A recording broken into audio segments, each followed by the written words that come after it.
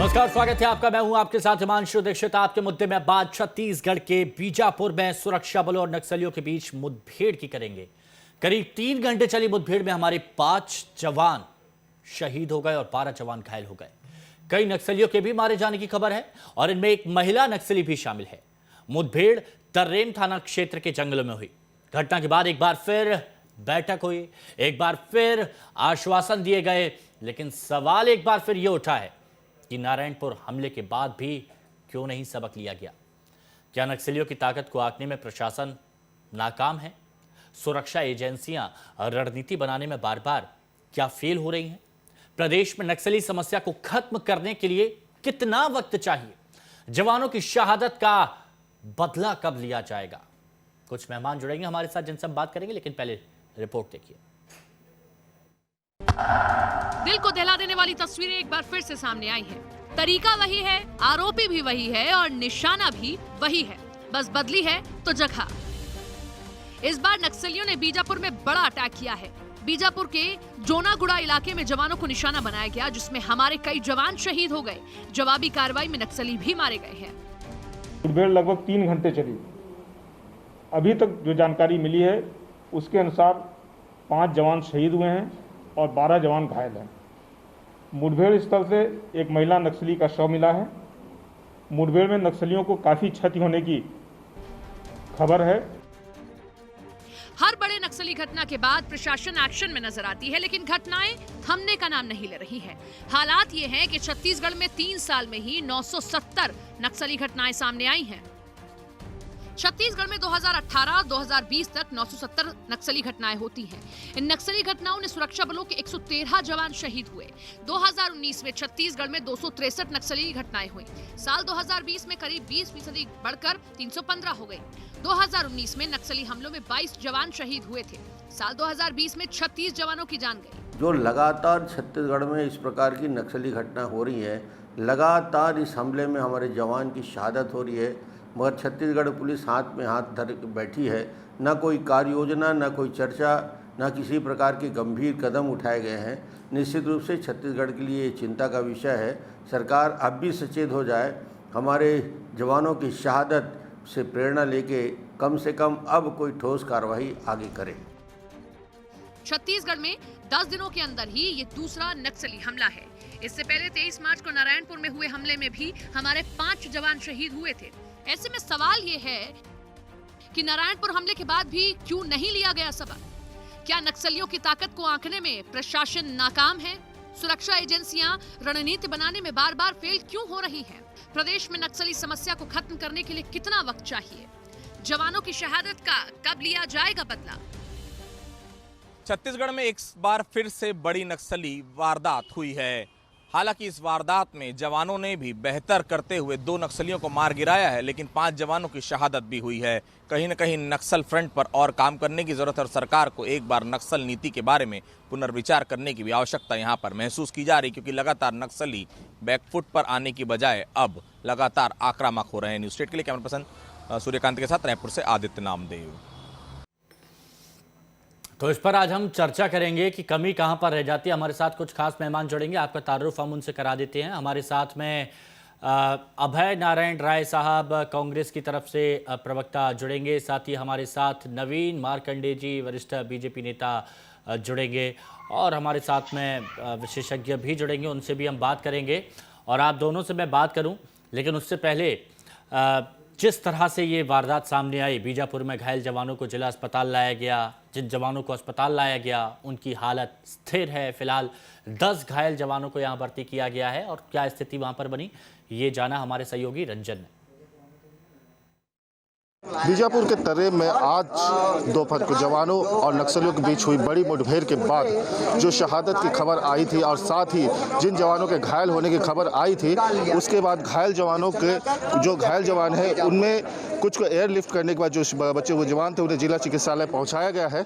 इस वक्त जिला चिकित्सालय में उन घायल जवानों को लाया गया है। कुछ देर पहले ही घायल जवानों को लाया गया। आप देख सकते हैं काफ़ी भीड़ है इस वक्त अस्पताल में और इसके लिए व्यापक स्तर पर तैयारियां भी की गई थी ताकि जो भी जो घायल जवान हैं उन्हें राहत देने के लिए पूरी तरह से उनके इलाज करने के साथ ही बेहतर उपचार के बाद उन्हें ज़रूरत पड़ने पर बाहर भी इन्हें रेफर किया जा सकता है। इस वक्त यहाँ पे पुलिस के आला अफसर से लेकर प्रशासन के तमाम जो अफसर हैं, पुलिस के जो तमाम अफसर हैं वो मौजूद हैं और साथ ही पूरा चिकित्सा अमला यहाँ जुटा हुआ है जवानों के उपचार के लिए। तो बिना किसी देरी के सीधे अभय नारायण राय साहब, आपसे पहला सवाल, कब तक शहीद होते रहेंगे हमारे जवान?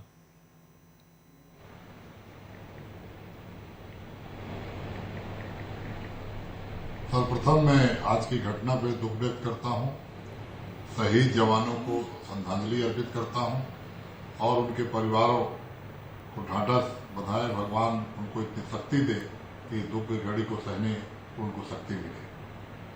कब तक शहीद होंगे जो प्रश्न है ये बहुत दुखद प्रश्न है, चिंताजनक प्रश्न है और अब जो समय आ गया है क्योंकि नक्सली अब आक्रामक हो रहे हैं, नक्सली हमलावर हो रहे हैं। कहीं न कहीं उनके अंदर प्रशासनिक दबाव से, फोर्स के दबाव से और जो दबाव दायरा बढ़ रहा है चेकिंग का, वहां की व्यवस्था का, उससे वो अपनी आक्रामकता दिखाने का प्रयास कर रहे हैं। और आज जो हुआ है हमला नहीं, मुठभेड़ है, दोनों तरफ से मुठभेड़ हुई। हमारे जवान निश्चित रूप से शहीद हुए, लेकिन हमारे जवानों ने बड़ी बहादुरी से मुकाबला की और नक्सली भी मारे गए हैं। अभी तो 200 बरामद हुए हैं, जिसमें एक महिला नक्सली का शव है। और ये जिस इलाके दक्षिण बस्तर में एक घटना घटी है वो उनका अपना इलाका है, वहां उनकी अपनी मिलिट्री काम करती है, जिसको हम लोग मास्टरमाइंड हिड़मा कहते हैं। उनकी फोर्स है वो, और उस फोर्स के ऊपर हमारे सैनिकों ने हमला किया, हमारे जवानों ने हमला किया और हमले दोनों तरफ से गोलीबारी हुई और दोनों तरफ से लोग मारे गए। हमारे जवान भी शहीद हुए, जवान घायल भी हुए हैं। तो प्रशासनिक व्यवस्था चुस्त है, लेकिन निश्चित रूप से ये सवाल हम सबको बहुत झकझोरने वाला है कि आखिर शहादत कब तक। अब रुकना चाहिए और एक कार्यक्रम बना के केंद्र सरकार और छत्तीसगढ़ सरकार को संयुक्त रूप से बातचीत करके और एक कार्यक्रम बनाकर नक्सलियों को खात्मा करने की ओर बढ़ना चाहिए।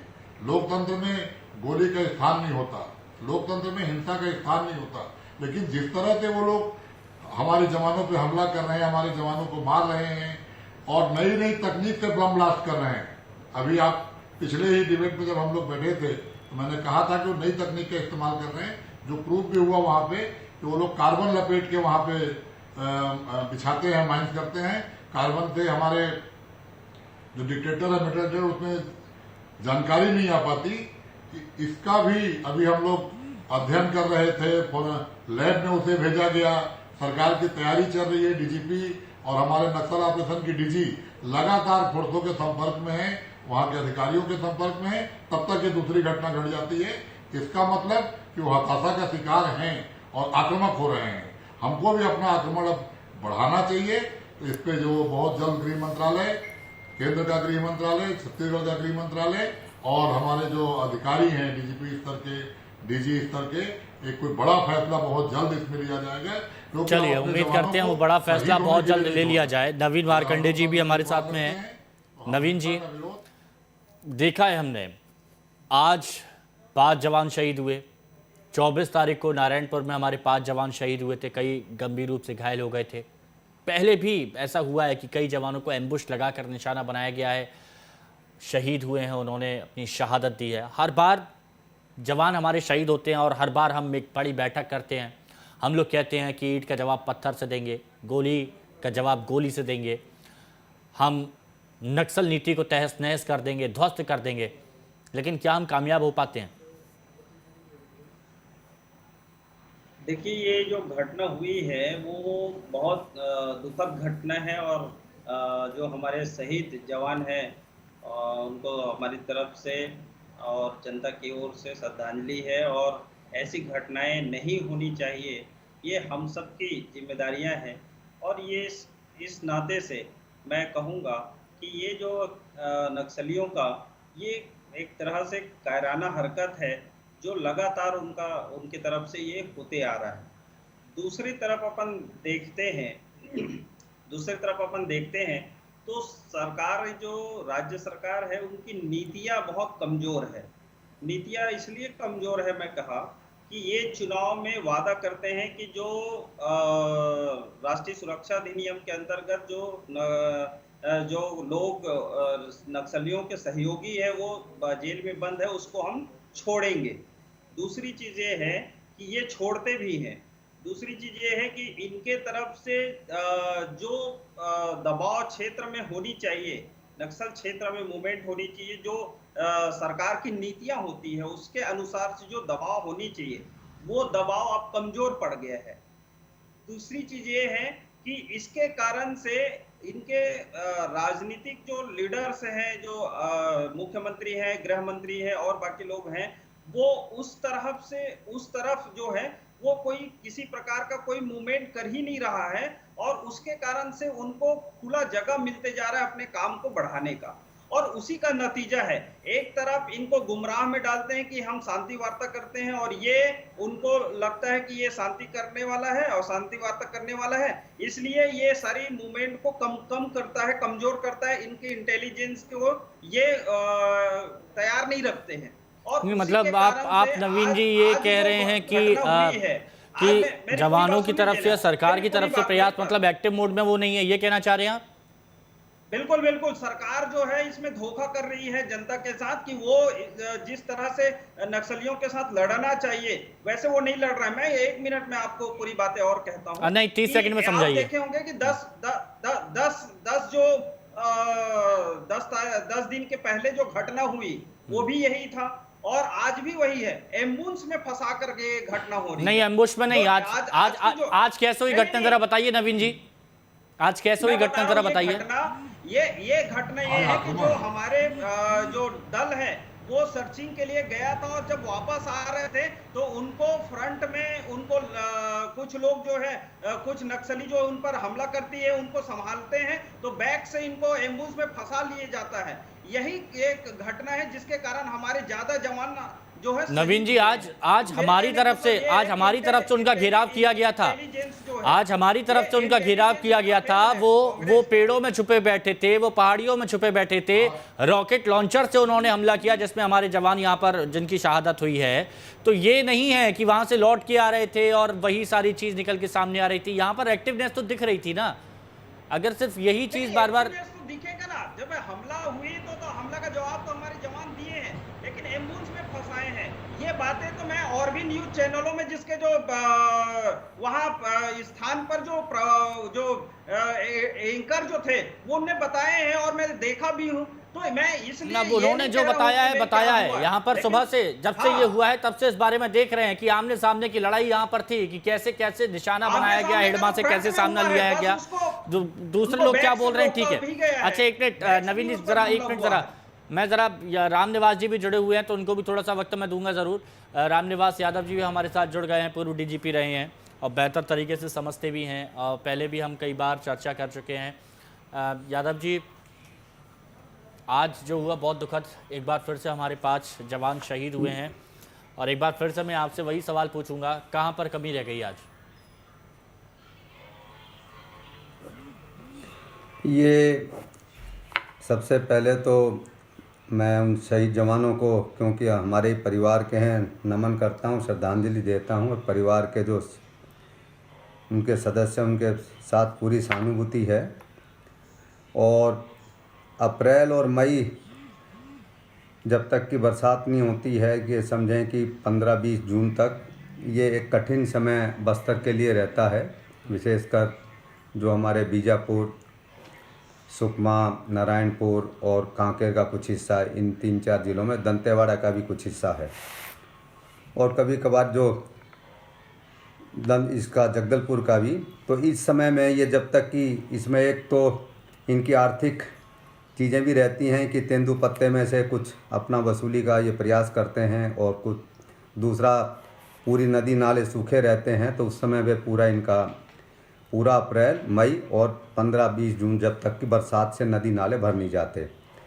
और आज जिस प्रकार से जो मुझे जानकारी है कि अच्छी पुलिस ने वहाँ पे घेराबंदी की और लेकिन वो और आपस की काफ़ी एक तरीके से मुठभेड़ भी रही और जिसमें कि 5 जवान हमारे शहीद हुए हैं, कुछ घायल भी हुए हैं। लेकिन वहाँ भी दूसरी तरफ से भी जो है नक्सली भी एक तरीके से मारे गए होंगे, क्योंकि उनके शव मिलना मुश्किल हो जाता है। ले जाते हैं साथ में। और हमारे जवानों के पास हथियार उनसे ज़्यादा ही अच्छे रहते हैं, और टैक्टिक्स में ज़रूर, क्योंकि उस समय जो मौके पे चीज़ रहती है उसको जो टैक्टिक्स रहेगी वो उसमें जैसा भी, लेकिन नक्सलियों को भी इसमें भारी नुकसान होने की काफ़ी संभावना है और हुआ भी होगा, क्योंकि एक बार पहले भी पूछा गया कि उनकी डेड बॉडी नहीं मिलती या कभी कम मिलती हैं, क्योंकि जब गोलियां चल रही होती हैं तो डेड बॉडी रिकवर करने के लिए अपनी जान जोखिम में डालना कोई अच्छी टैक्टिक्स या स्ट्रेटजी नहीं कही जा सकती। तो ये है। और दूसरा कि पिछली बार भी जो शहीद हुए थे उसके बाद भी पुलिस का मनोबल ठीक है कि भाई दोबारा से उनको घेर के और दोबारा से उनके साथ एक भिड़ंत की गई है। इससे पुलिस के मनोबल को हम कह सकते हैं। नुकसान की जहाँ तक बात है, जब युद्ध चलता है तो नुकसान जरूर अपना भी होता है और सामने वाले का भी होता है, तो नुकसान हुआ है उसके लिए खेद है। लेकिन जिसमें कहें कि स्ट्रेटजी तो ये अपनानी ही पड़ेगी कि इनके साथ घेर के भिड़ंत करके जहाँ भी लोकेशन मिलती है इंटेलिजेंस लेके सारा करके पीछा दबाव इनके ऊपर बनाना पड़ेगा। दबाव बनाने के साथ साथ उसमें नुकसान की संभावना, जब दबाव बनाएंगे तो उस नुकसान की संभावना को भी हम इनकार नहीं कर सकते, क्योंकि अपने जवानों का भी कुछ ना कुछ ये रहेगा। और पिछले काफ़ी समय से मैं फिर आता हूँ आपके पास। राय साहब, देखिए बहुत गहराई वाली बात थी और ये चीज़ बताई जा रही थी, एक्सपर्ट भी ये बात बता रहे हैं कि जब गर्मियाँ निकल के सामने आती हैं तो और ज़्यादा आक्रामकता साफ तौर पर नक्सलियों में नज़र आती है, बहुत सी वारदातें यहाँ पर बढ़ती हैं। तो इसके लिए क्या कुछ खास प्लानिंग यहाँ पर की गई? और हमने एक चीज़ और देखी है कि डीआरजी के जवानों को सबसे ज़्यादा निशाना बनाया जाता है। पहले भी नारायणपुर वाले मामले में डीआरजी के जवानों को निशाना बनाया गया, जो लोकल बस्तर के जो जवान होते हैं हमारे।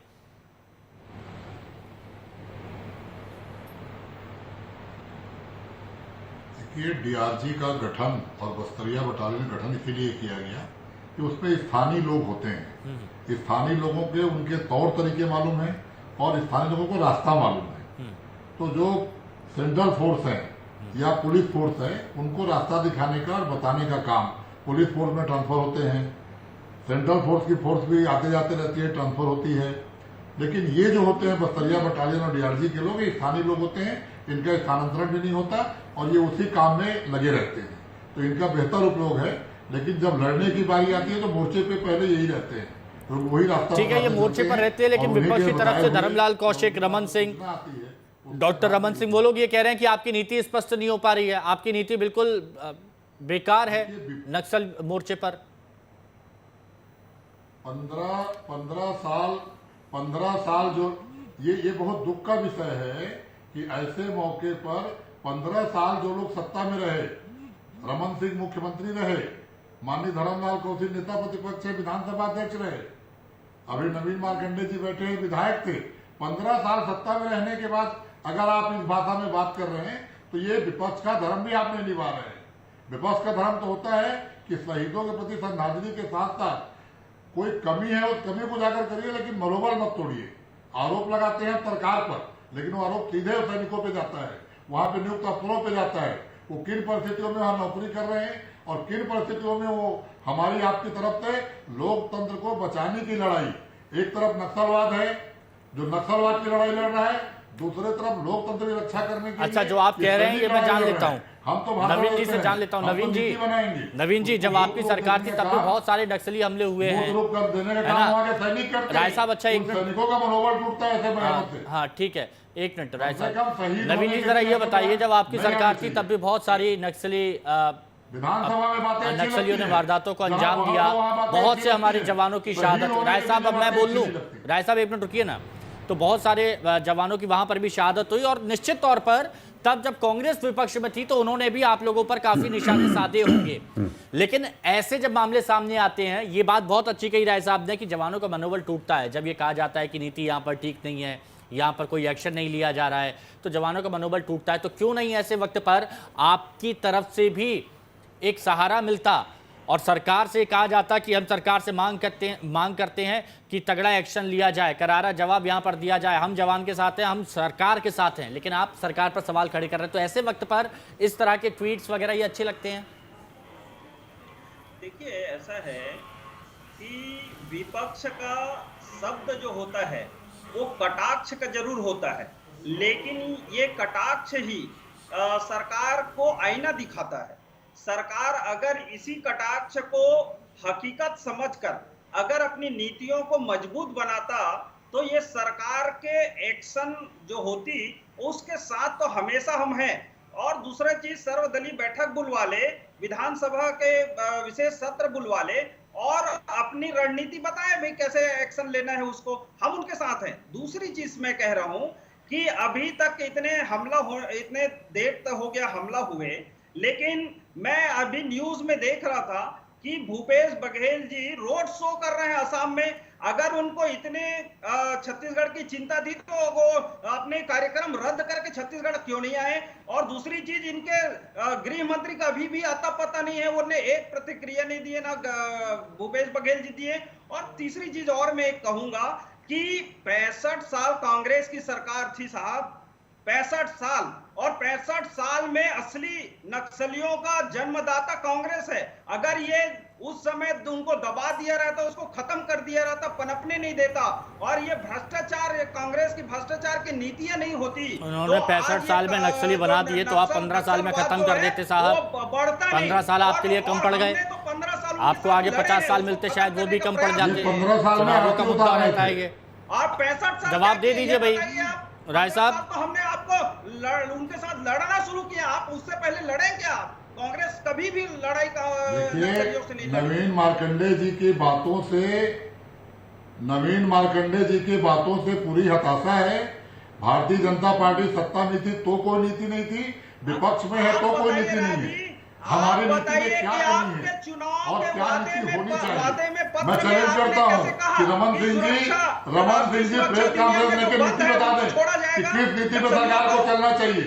नक्सलियों को छोड़ने की और बात है, भूपेश बघेल सामने है तो केंद्रीय गृह मंत्री कहाँ है?